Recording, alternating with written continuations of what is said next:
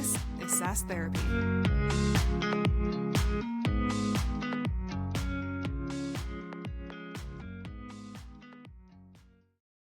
Hello, everyone, and welcome to another edition of SaaS Therapy, the show where we help you save your most important business relationships. I'm Todd Kirk, your host, joined by my breakfast connoisseuring compadre, Casey Trujillo, All right. who I believe usually is pretty good about picking breakfast. He's not always great about picking good locations, but I'm curious, Casey, where you went to breakfast today. You know, one of the fan favorites, there's a place locally in Utah called the Original Pancake House. Phenomenal. Everything's so good. You have waffles, you have your great pancakes, you have wonderful omelets. So if you're ever in Utah, Original Pancake House, not to be confused with IHOP, not the International House of Pancakes. We're not doing that one. Original Pancake House, that's the one you want to do in Utah. Oh, that's right. So good. And I can attest that is a great breakfast spot. We're joined today by an awesome guest. We actually are looking forward to talking to. We've been circling around trying to get to talk to Yvonne here for a while, but we've got Yvonne Stefanovski, who is the Senior Client Success Manager for Evermed, and he has a great background in partner success, sales, and customer experience. And we're really pumped to have him on. So Yvonne, welcome to SaaS Therapy. Thank you. It's a pleasure. I was just thinking, I love that name so much, that SaaS Therapy. SaaS has kind of been my whole career. So yeah, it has definitely sometimes been therapy. Sometimes it's on the rougher end, but the journey is amazing, always. So true. Yeah. Yvonne, where are you joining us today? I think you might be the guest that we have had on that's the farthest away in the history of the show. Where are you coming from? I'll take that. I'm calling in from Belgrade, Serbia. Oh my gosh. What time of hour is it where you're at today? It is 9 p.m., 10 p.m. Oh my gosh. Look at Wow. that. So We're just to give you an global, idea, Todd. that's about, I know. That means that you're about 8 hours ahead of us. So thank you for joining us in the middle of your night. No worries. No, I'm kind of used to it. Work also requires it. I work with North American clients, mostly US, so it's part of my day. And I know every organization is different, meaning software vendors out there, and some are hiring more customer success managers, but it seems like, and again, you don't know what's real on LinkedIn, you don't know what's real out there in the news today, but it seems like that people have less customer success managers than they used to. So one, do you agree or disagree with that? And then why do you agree or disagree with that? What's the data? What are you seeing out there? You know, what are customer success units looking like today? Yeah, great question. I think it's kind of a multifaceted question. Really coming in to think about it, I think there's a little less of everyone nowadays. The job market's tough. The biggest companies in the world with, record profits, the Apples, the LinkedIn, the Meta, are all doing layoffs with pretty much record profits. So we've come to a different time, I think. So there's a little bit less of everyone. You kind of have to do more with less. I've heard workloads increasing, when others are let go, you just kind of pick up the slack, and that's kind of what ends up happening. But also, there is AI automation tooling, essentially being able to do more with one person. If that was ever possible, I think it's nowadays, and it's going to be more and more possible with kind of the capabilities of AI. So if there's any time you could be more than one person, do more than one person, it's now. So I think that's coming into play a little bit. And a lot of the big companies are using that as, I'm not going to, I'll quote it as excuses for the layoffs, with having record profits, but now we're doing AI. So we're doing things better. So we don't need these people. So that's kind of happening. That's kind of my take. It might be a hot one, but yeah, those are my 2 cents. Well, it is the world we live in, right? And there's something to be said about the expectation that you're going to have to take on a lot more responsibility. Unfortunately, when I talk to most people in the CS world, most CS people are already wearing a ton of different hats, right? I'm a trainer, I'm a salesperson, I'm a support person, I am a procurement person, I am a consultant, I'm an advisor, I'm trying to work with product and fight fires for the product team. I mean, like the list just kind of goes on and on and on and on, right? And so if the expectation is that we're supposed to do more with less, is that we should be taking on more jobs, or should we be figuring out how to push other jobs to AI, right? If AI is the solution, great. But there's a two-part component to that, which is if I know I can push things to AI, how do I know what are the right things that I should push to AI versus the things that I should still be doing? Like what should my role look like today in an AI world where I'm expected to then be offloading stuff to automation and technology? Yeah, that's I love that question, and it's something that I'm kind of dealing with right now. But I think the right way to kind of decide when AI steps in is when a process in and out. You can document it, the steps it takes, the criteria it takes, what the output needs to be, how it needs to be checked. Of course, I always advocate for having a human in the loop. So kind of check the steps along the way, check its thinking, check how it got to numbers, check how, why it's giving you certain answers. But essentially, when you have a playbook and a process for, when this happens, then do this, then do this, then this is the output. Those are, the types of things that in and out that you could really hand off to AI and kind of create skills, in Claude, for example, to do a certain analysis of a report, for example, and to have that as a skill. So now when I add it for another client, just do that analysis again and give me the report. It takes time to train the AI to get there, to have the output in line with what you were expecting. But once that skill is trained, you can essentially duplicate it for multiple clients. So, for example, that saves time. Now that one CS person can do more client, results reports with less time. So it really is something that is possible nowadays. But I've also been seeing, there are places, and I've been hearing from kind of colleagues where you do take on more workload, and there's just generally more work. But I think it's the old adage of work smarter, not harder, and essentially just kind of seeing what you can automate and being proactive in that. Creating those skills, you're essentially responsible for saving your own time. So the more you can hand off, the more of the processes you can really understand that those can be automated. And then when a customer comes in with a unique use case, edge case, first ever, that is stuff you cannot automate.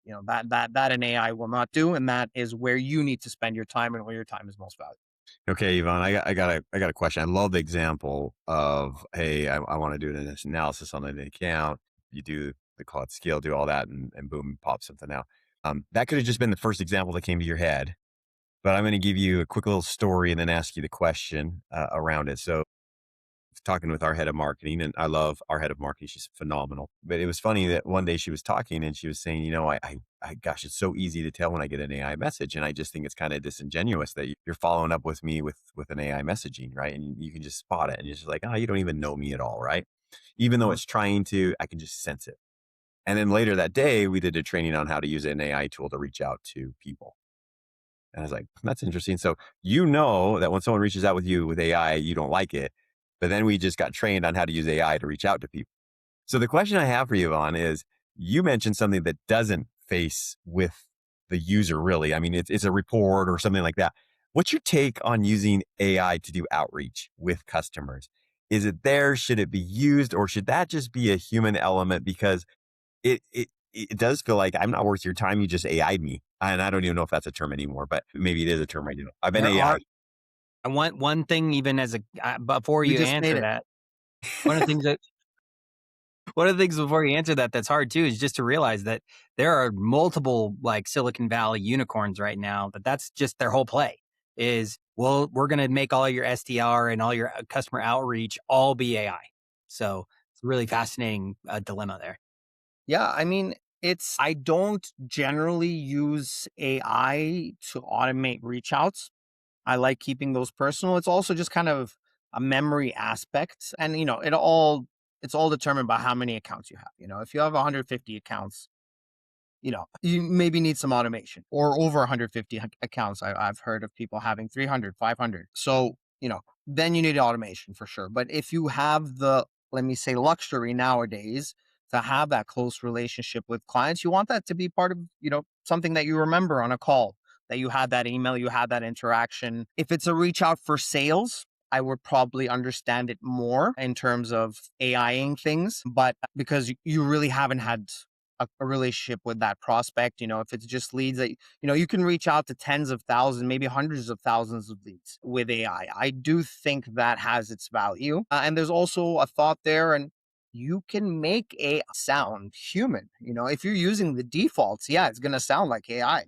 But, if you've used, like I have, for example, Chat GPT for years, it knows my language. It kind of knows how to write like me because I've written to it so many times. I've spoken to it so many times. And in a lot of where I do need help in client facing stuff in general in my past, I will tell it to speak like me. You know how I speak, so speak like me. And for example, something that is a pet peeve of mine, I think anything with an M dash nowadays is an AI. So I take out all M dashes from any writing, make sure that that is not being used. I think that's a telltale sign of AI, and it does use it a lot. So once it gets to know you, it like mine doesn't use M dashes anymore and so on because that's just not the way I write. And I think there's an aspect of that if you want to automate things through AI, making it sound like someone, giving it the training, giving it the learnings, maybe giving it call transcripts. Look at how I speak to clients and then speak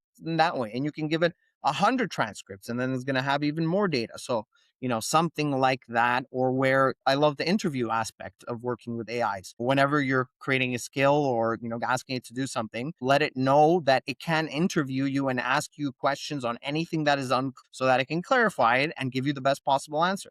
So I like that aspect as well, where hey, if something's not clear, ask me, I'll explain. And then you're kind of working with it. It's step by step, it's coaching, and you're working through the results. So, you could build a skill for replying to clients in that way and just kind of work through it and say, hey, no, that doesn't sound like me. Change this, doesn't sound like me, until you get it there. And then that could be a skill where it knows how to sound like you. So, I think it's a balance of both. So good because Todd just AI'd me like a week ago, and I messaged him. I said, "You just AI'd me. You put me into a prompt response, and I got a response, and that wasn't you because that doesn't sound like you at all." And he's like, "I know." So there you go, Todd. Put in our call transcript so it sounds like you now. I am really not that worried about if Casey thinks that AI agent is reaching out to him as much.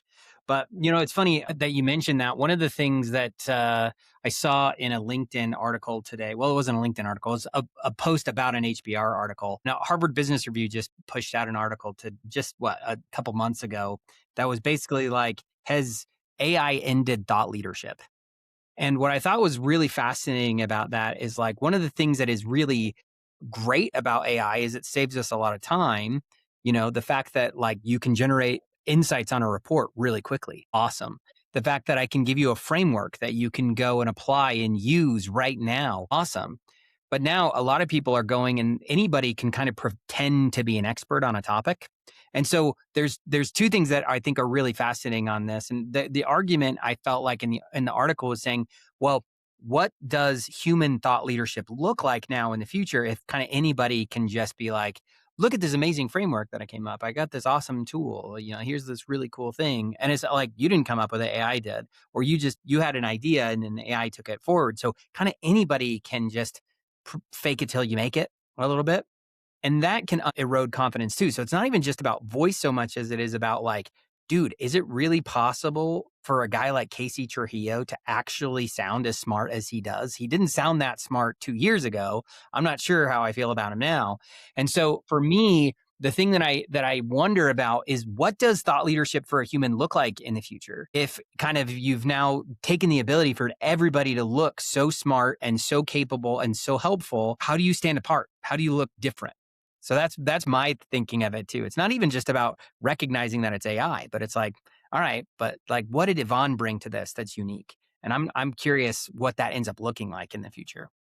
Yeah, I totally agree. My experience with it, my usage of AI is it's wrong sometimes. And I can tell when it's wrong, at least in the things I know well. So, maybe that's someone that got that plan in real life that doesn't really work that way. Or for a certain type of company or for a certain type of industry or vertical, it doesn't really work that way. So, maybe they can sound smart, but then someone with the experience can, come in and say, no, this piece won't work because, I've tried it before. So I think that's where the human in the loop comes in. And that's where you can show your experience because yeah, I've had countless times where AI has been wrong. I've given it math problems where it was a multiple choice, for example, and it didn't come up with any of the multiple choices. Not its answer didn't match any. It's so you're obviously not doing this right, but it hallucinates. It's wrong often. It will make up things. I think I just read a post recently, just kind of tying into you reading an article, but training your AI to let you know when it's not sure instead of hallucinating, instead of giving you an answer that it's not sure about, or give me a percentage. If it's below 50 that you're sure about this answer, let me know what percentage below 50 that is. Is this a 10%? So I think some of that comes into play as well. But really, in a space like customer sales or CS or partnerships, if the AI spits me out something that goes against my, over a decade of experience, I'm going to be like, okay, this part is wrong. This part I can't use, or this part I have to train it on. So I think that does come into play. And, someone pretending to be someone, if it's, specifically in a job role, that'll come out. Maybe they can learn on the job and, fix those mistakes. But, I don't think that, someone looking at them with experience that where, AI clearly made a mistake will, I think they'll see that mistake versus gloss over it. So I think that's where we still come in. And I think, you know, specifically looking at CS and sales, I mean, do people really want to buy from an AI? Do you want to kind of, you know, ask that question and it might not, it kind of doesn't give you the right Yeah. answer sometimes, Right. I think people still want that human connection. Maybe once AI is, perfect, it's better than the way I can answer things or make someone feel in terms of the care and the handling I show them, as a client success expert, then maybe we can get replaced. But I think that human aspect will kind of Yeah. stay until. We're gonna get Yvonne. We're gonna get to those. What are those battle bots? Where the two little boxer, those two metal machines, and they hit each other until the one thing pops up. I can't wait for the procurement AI and the seller AI meet each other and they battle to the death on how that actually tastes. That'll be fun to That's watch. a So use case, we'll yeah. we'll, we'll see that, right?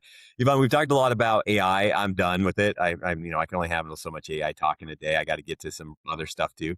What are some internal teams that maybe in the past, because there were so many customer success managers and you kind of went and did your own thing and and now there's not as many of you.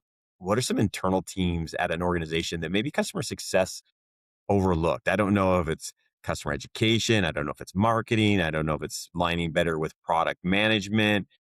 Yvonne, just off the top of your head, what's a department that you think CS should be tapping into? And Todd, I'd love to hear your thoughts on that. What's a department that maybe CS should be looking at internally that maybe they haven't looked to in the past? What do you think, Yvonne? I think you mentioned some really great candidates. My experience is that it really differs from company to company. Cultures are different. The management of companies is different. I've had companies where, there wasn't much communication and everyone was kind of siloed. And then, that was just the way it was. And maybe you could create some personal relationships, but it wasn't within the system to kind of always work with other departments. I've been at some companies where you are working with all departments kind of all the time, and they really like that. And they have, kind of cross functional teams internally that continuously work together. So I think it really differs. But essentially, what you're looking for is from the customer success side or client success side is to bring the customer's voice into the company. I see that as the biggest piece because you're the one on calls with them. Marketing doesn't spend QBRs and monthly meetings with clients. They don't go through their KPIs. They don't go through the constraints, the barriers. They might listen to some call that, a CS expert says, hey, here, this is a really good one, or here's some good information. But, they generally, unless they're doing user interviews all the time, which again, not all companies I've been at were doing. Other than that, you don't know the customer's perspective. So the CS team is really the one that knows that. Sales knows that a little bit as well. Account management would know that. If it's a different setup within the company, you don't have customer success, but essentially you're the voice of the customer. You're hearing their problems. You're hearing why something is a pain. Who is coming from up top and putting pressure, on this project, and why is that pressure coming? How do we solve that problem? You have that information. So I think anywhere in the organization where that can be utilized is very relevant. For example, I've had a story of being at a company where they decided to provide a SaaS company that decided to have a free pricing tier. They didn't at all speak to the frontline team, what I call frontline customer facing. So the sales reps, the customer success. And basically, when we saw the plan, we're like, oh no, this doesn't look good. You're giving away everything for free. And the company had issues when they did that, and they removed the freemium model. But I mean, that all of that could have been avoided if you spoke to the frontline team who knows what triggers in the plan, what features the customers care about. And if you give this feature for free, then people are not going to want to buy it, or, so on and so on. But essentially, I think that type of feedback is very useful, from pricing discussions like that story to being the voice of the customer in terms of why a certain feature is needed, why a certain system needs to change, or a process needs to change, or something in the platform needs to change, to marketing. How do you speak to the customers in the way that they speak? Again, the people that are speaking to those customers are going to best know how they speak. So, they use words like this, and this is a key term for them, or these types of resources are very key for them, or they keep an eye out for news on, these topics. Or so marketing can use all of that to, better sell, to better market. So I think anyone that needs the voice of the customer that is not using it today is underutilized. So I think it can be used in a lot of Yeah, places. I love that, Yvonne. There's a phrase that our good man Casey Trujillo here taught me a really long time ago. I don't know if I should attribute it to him, but I learned it from him, so I will. Right? It might be one of those, like, Wayne Wayne Gretzky and Michael Gretzky, yeah, Scott Michael stories Scott. there. Like, you miss the 100% shots of the shots you don't take. But no, he said one of the things that Casey says all the times is, "You don't know what you don't know." Right? None of us know what we don't know. And so one of the things that is so beneficial about what you're mentioning there is just the fact that a CSM, you know stuff that the product team doesn't know. And what I think is fascinating is if I were to turn that on its head, right? Because I love that point, right? Of like, hey, you should be collaborating with other teams because you have unique insight that they don't have, because you're in the trenches, fighting the good fight, talking to customers every single day. But there's this other side of the coin too, which there's blind spots that the CS person has, right? Like, the product team's blind to voice of the customer. What is the customer success rep blind to? That's the part that I think is really fascinating. I have some ideas that came to my mind, but if you were to shine the light, if you were to turn the interrogation lamp back on yourself, Yeah, yeah. what would you say are the things that are blind spots for most CSMs? That's probably my favorite question so far because it makes me think the most. So Good. I like that. But I think an easy answer, and I'll probably give you more than just the easy answer, but I think an easy answer is the technical side. So a lot of CSMs are not technically oriented. They don't have a technical background. They're not developers. They don't have a computer science degree. They've never coded. So all of that stuff that comes along with the technical side in SaaS can certainly be a blind spot for a lot of customer success people. First of all, because we don't know those things. We don't know how coding works or how you create certain features. I'm happy to say myself, I say I know enough to be dangerous, but definitely not, on a level where developers are. And we just don't understand those things. We didn't learn them. And you can sometimes take it for granted in terms of what the development team actually needs to do to get a feature out.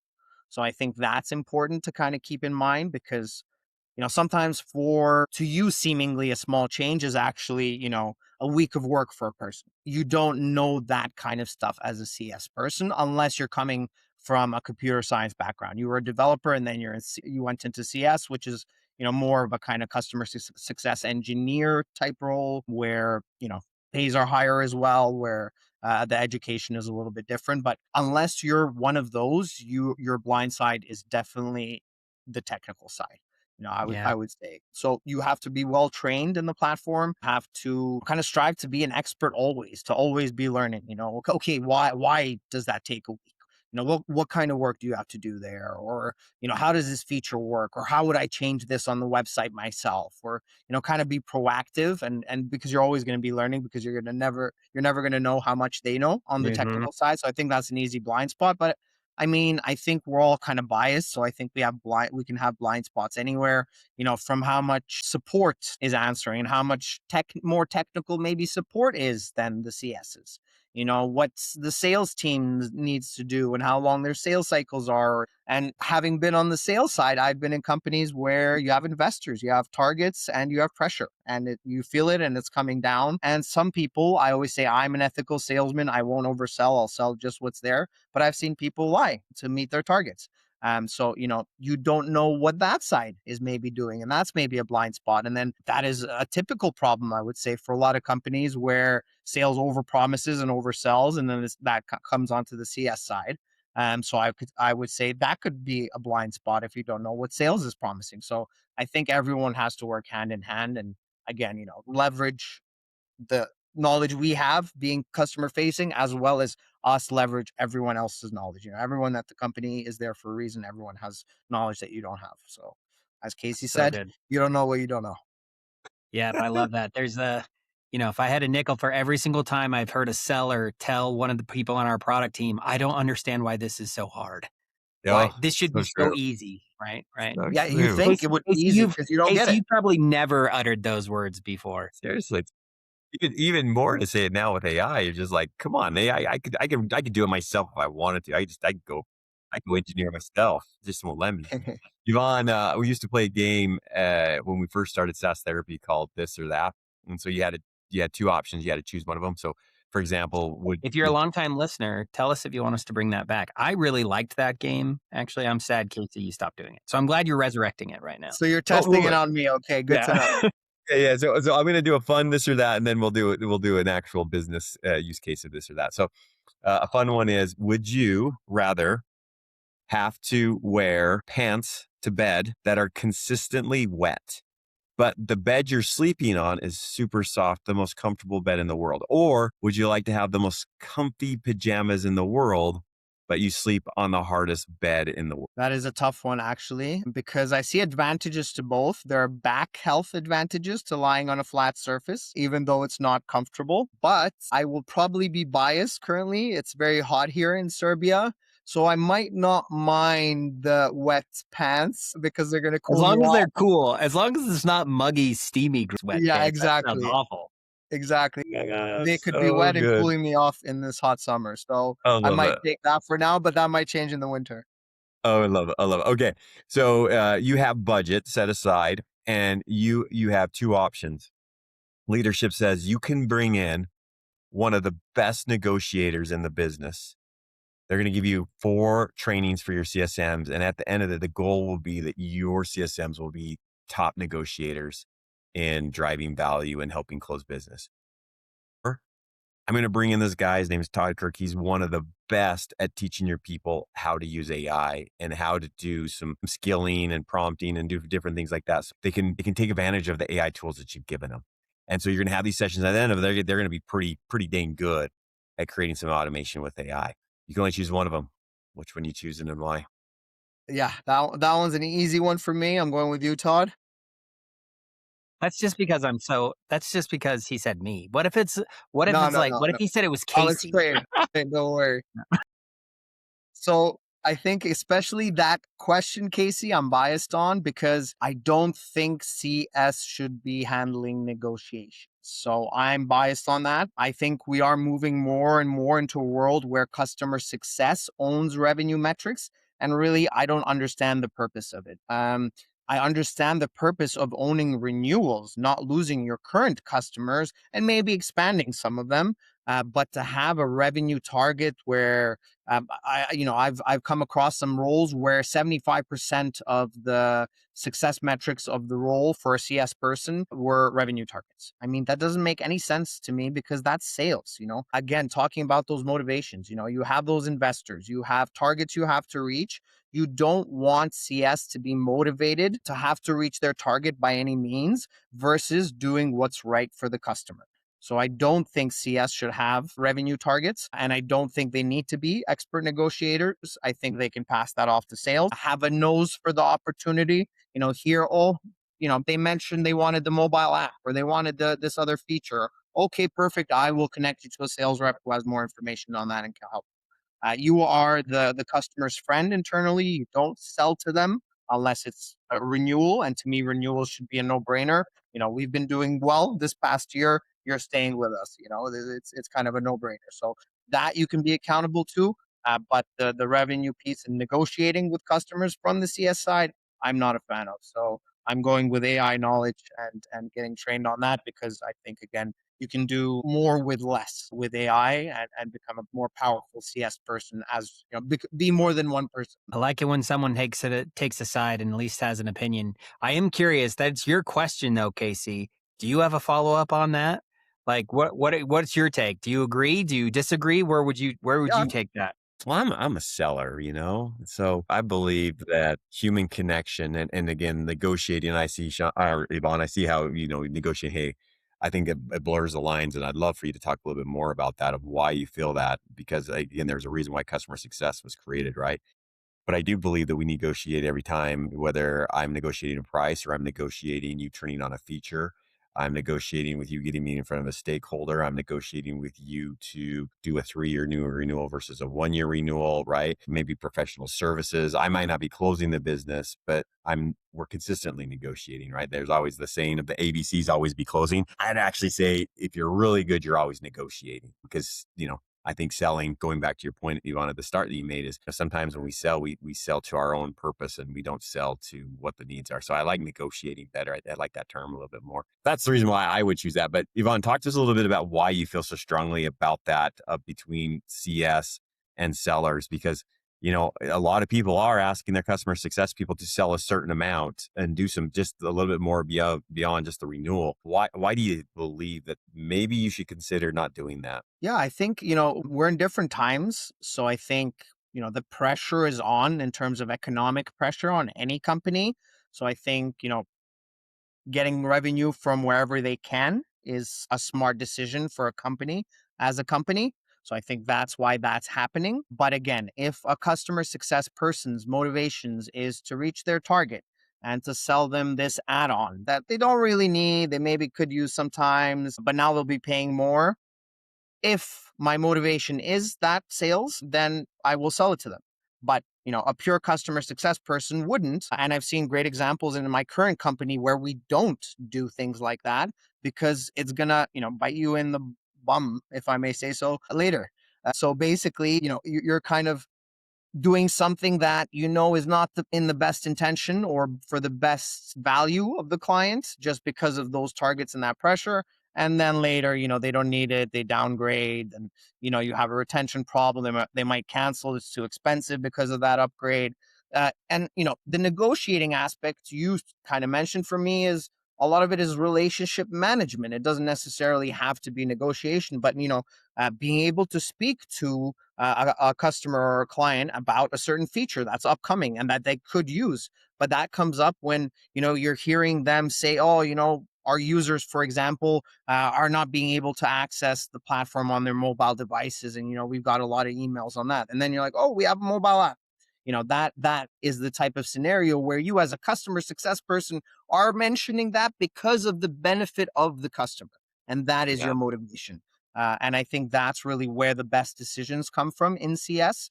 And I don't think they should be, have a 75% of their success metrics be revenue tied. So Mm, I get that they're the ones that are going to be hearing that someone needs that upgrade. yeah. But I think that could be passed on, hear it, notice it, you know, talk about it, and then, upsell it, in terms of speak well about it, tell them how it's going to solve the problems that they just mentioned they had. But, don't have that revenue target just because the company is really just trying to get revenue wherever they can in these hard times, which again, I understand. Yeah, there's Casey and I have a friend in the customer education space who just was talking on LinkedIn the other day about the terms that are really related, but not exactly the same, and how everybody oftentimes tries to take ownership of a specific phrase. She was talking about like learning, training, education, support, enablement. A lot of those all kind of mean the same thing. They're all trying to do the same thing, but there are different teams who've tried to stake a claim on ownership of that word, and they've all lost sight of what the actual underlying goal is. So, if I were to play the mediator here and say, well, maybe it's less about trying to define the terms and just to say, well, what are we all trying to do? And what's the thing that we actually should be ultimately getting? And that's helping the customer succeed and get what they need to have. And whether that looks like persuasion or negotiation or relationship, ultimately, how do we focus on the right thing? I'm curious, if I know we probably have time for one additional weird topic, if I could take us off in one other direction. And that is, so we talked a little bit about like, what should the role of the CS person be? How should we be spending our time? Who should be our partners internally? But what about externally? So one of the things that I'm curious about is that a lot of times there are other parties that have a vested interest outside of our organization who are trying to help the customer succeed too. That could be a service provider that resells you or works with you. There could be others too. So I'm curious if we were to move this out and say, what does the broader ecosystem look like that we should be leaning on and working for? Is there stuff that we could do and get help from say our partner ecosystem to do this work that we're trying to accomplish? Yeah, that's a great question. And I'm going to just start it off with, for CS, customer success or client success, whether you're selling a product or service, um, your partner is a customer.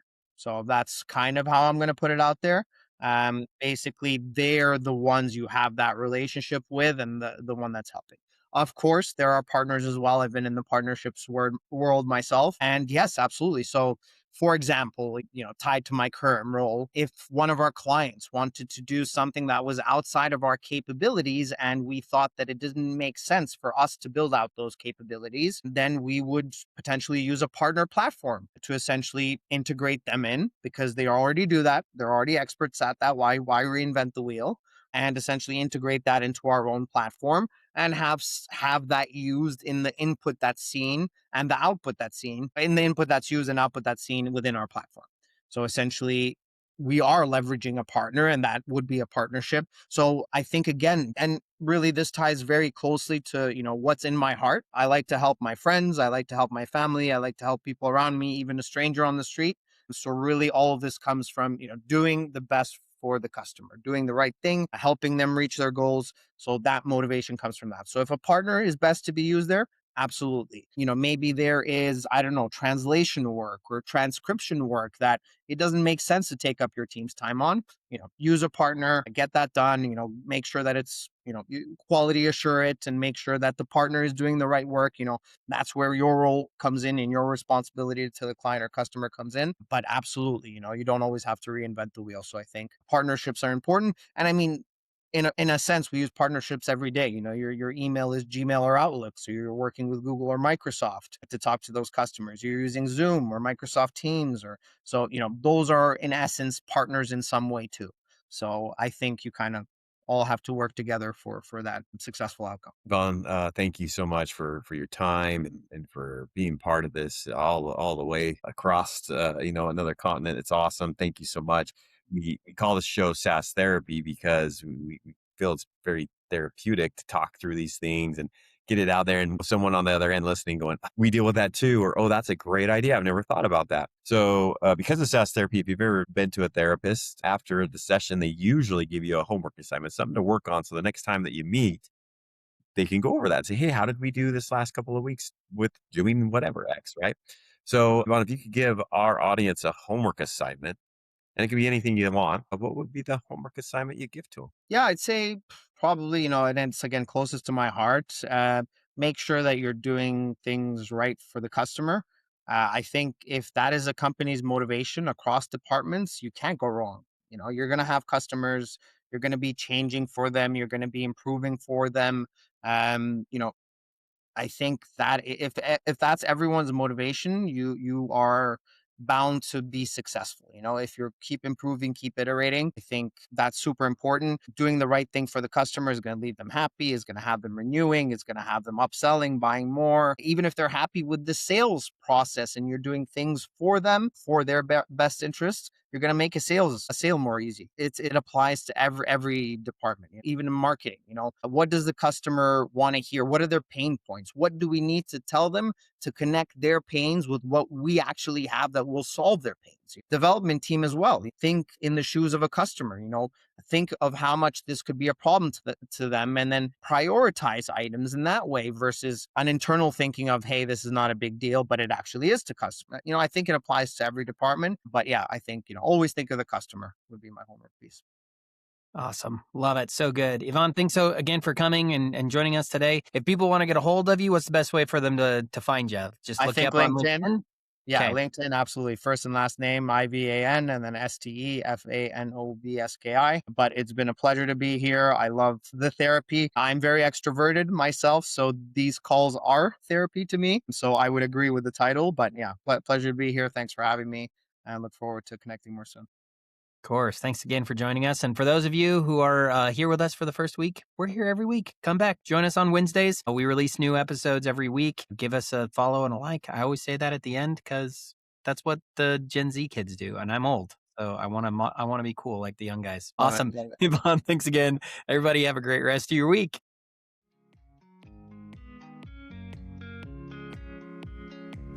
SaaS Therapy is brought to you by Brainstorm, the SaaS platform for SaaS adoption. Learn more at brainstorminc.com.